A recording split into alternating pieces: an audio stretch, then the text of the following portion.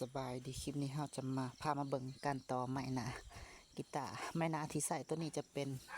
ไม้งิ้วปลานะทุกคนนะเราจะมีโต๊ะข้างหลังมันจะมีไผ่นะแล้วก็จะมีไม้2 แผ่นนี่ผ่าออกมาจาก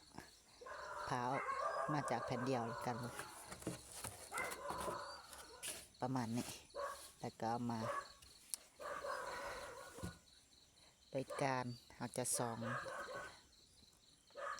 ลงไปนะถ้ามันบ่มีแสงหลอดก็แปลว่าเห็ดผ่านนะแต่นี้ยังบ่ทันผ่านนะ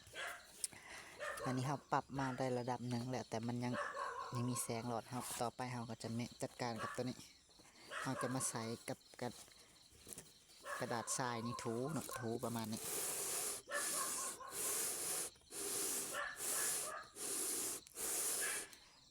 แผ่นที่เราเอากระดาษทรายแปะนี่จะต้องเรียบตรงนะทุกคนแล้วก็ถูค่อยๆถูนะค่อยๆอันนี้เป็นการสาธิตให้เบิ่งนะถ้าเห็ดเอลีมันก็จะใช้เวลาดนมันใช้เวลานานนะ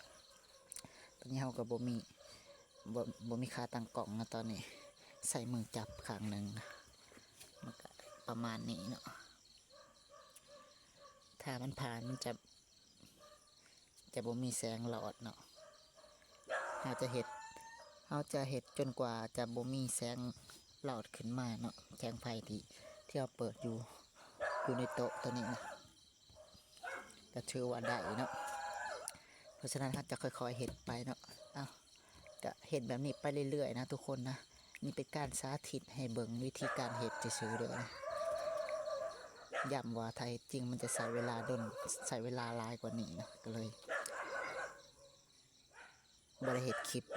ให้เบิ่งเนาะตอนที่เห็ดกะลีแต่หวังว่าจะเข้าใจวิธีการเห็ดแล้วก็นำไปประยุกต์ใช้เนาะ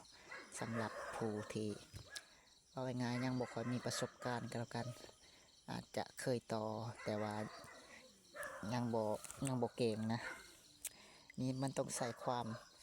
มละเอียดอ่อนและก็ใจเย็นเนาะในการบุดไม้หนาเพื่อจะให้ต่อออกมาไม้หนาติดกันได้ดีเนาะแทบจะบ่เห็นหอยต่ออันนี้ก็คือเราจะต้องฝึกฝนเนาะ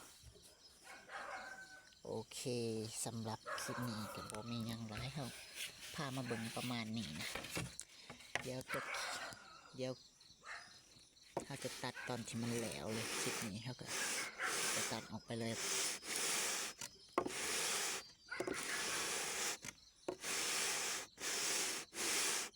ว่าเดี๋ยวจะได้มาเห็ดแล้วก็จะต่อ